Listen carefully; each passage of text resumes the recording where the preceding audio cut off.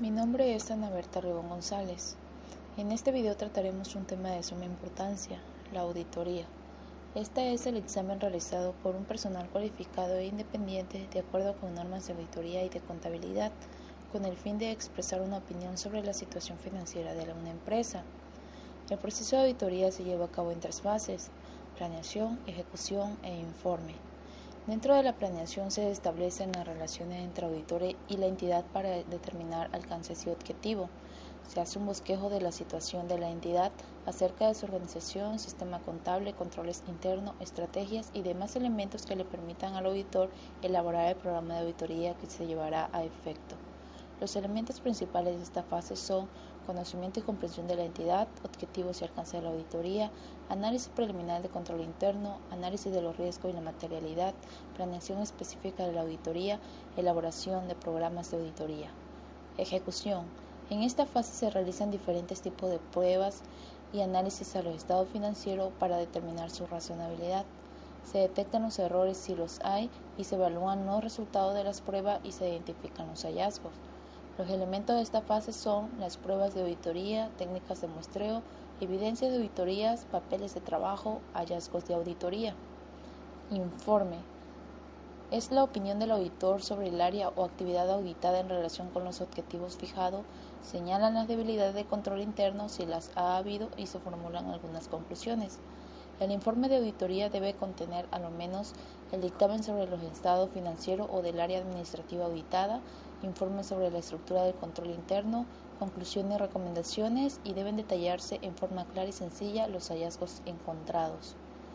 Uno de los elementos de la fase de ejecución de la auditoría son los papeles de trabajo. Estos son los archivos que maneja el auditor y que contienen todos los documentos que sustentan su trabajo efectuado durante la auditoría. En función de la fuente de la que proceda, los papeles de trabajo se podrán clasificar en 2 grupos: archivos sustantivos y archivos comprobatorios. Los archivos sustantivos son los documentos que la empresa pone al servicio del auditor para que pueda llevar a cabo su trabajo, como los estados financieros, escrituras, contratos, y que se pueden volver a utilizar en auditorías futuras. Los archivos comprobatorios son los elaborados por el propio auditor a lo largo del trabajo a desarrollar y que le permitirán su informe previo y final, como lo son cuestionario y programa, confirmaciones de terceros, cédula de trabajo, etc. El formato del contenido de los papeles de trabajo es un asunto relativo al juicio profesional del auditor. No hay sentencia disponible que indique lo que se debe incluir en ello, siempre y cuando contenga suficiente evidencia del trabajo realizado para sustentar las conclusiones alcanzadas, además de que estos son propiedad del auditor. La tercera fase de la auditoría es el informe, o conocido mayormente como el dictamen. Esta es una opinión sobre los estados financieros analizados como eje fundamental, con base en una evaluación de las conclusiones y los hallazgos generados a partir de la evidencia obtenida durante el desarrollo de la auditoría. Para formar su opinión, el auditor debe determinar si ha obtenido suficiente y apropiada evidencia, si las representaciones erróneas no corregidas no son de importancia relativa, si los estados financieros están preparados acorde a las políticas contables pertinentes, y verificar si éstas son consistentes en el marco de referencia financiera aplicable y asimismo si son apropiadas.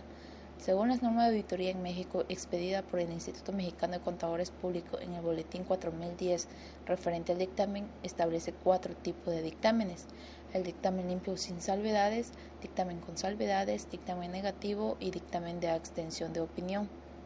En el primero, el auditor realizó una inspección o revisión de los estados financieros y fueron presentados correctamente de acuerdo a las NIF, es decir, no se encontró irregularidades en ellos. En el dictamen con salvedades, los estados financieros se presentan razonablemente, con algún error en algún rubro, pero no afecta directamente a los resultados del periodo. En el dictamen negativo, el auditor puede encontrarse con un gran número de desviaciones y errores. Los estados financieros no se presentan razonablemente.